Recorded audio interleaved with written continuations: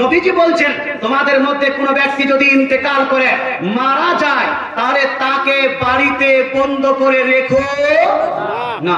অর্থাৎ মানুষ যদি মৃত্যুবরণ করে তাহলে তাকে বাড়িতে অনেকক্ষণ ধরে রেখো না, ওয়া আসরিউ বিহি ইলা কাবরিহি, বরং তাড়াতাড়ি এর আপনার দাফন করিয়ে গোসল করিয়ে তার কবরে তাকে দাফন করে দাও। জোরে বলে সুবহানাল্লাহ।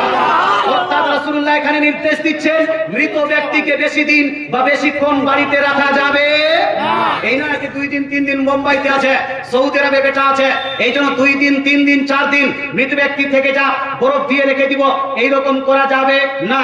মাছকে বরফ দিয়ে রাখা যায় আছে, আপনি অন্য কোন বস্তুকে বরফ দিয়ে রাখলে এটা যায় আছে, বরফ দেওয়া মাছ খাওয়াটাও যায় আছে, কিন্তু মৃত ব্যক্তিকে বরফ দিয়ে 2-3 দিন ধরে রেখে দিবেন এইটা শরীয়তে জায়েজ নয়।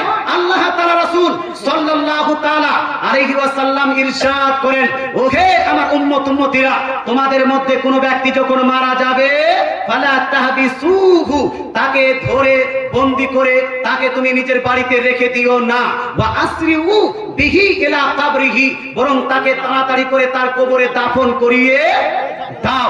দাফন করার পরে কি করবে? আল্লাহ তাআলা রাসূল বলেন ওয়ালিয়াকরা বিফাতিহাতিল কিতাব ওয়া ফি রিওয়ায়াতিন বিফাতিহাতিল বাকরাতি। দয়ার নবী মানবী ইরশাদ করেন দাফন কাজ হয়ে যাওয়ার পরে তার কবরের তার মাথার দিকে ইন্দারাসেহি, তার মাথার দিকে গিয়ে সূরা ফাতিহা পাঠ করো। জোরে বলেন সুবহানাল্লাহ। কি পাঠ করো? সূরা ফাতিহা পাঠ করো, অথবা সূরা বাকারার প্রথম যেই আপনার রুকুটা, এই রুকুটা পাঠ করো।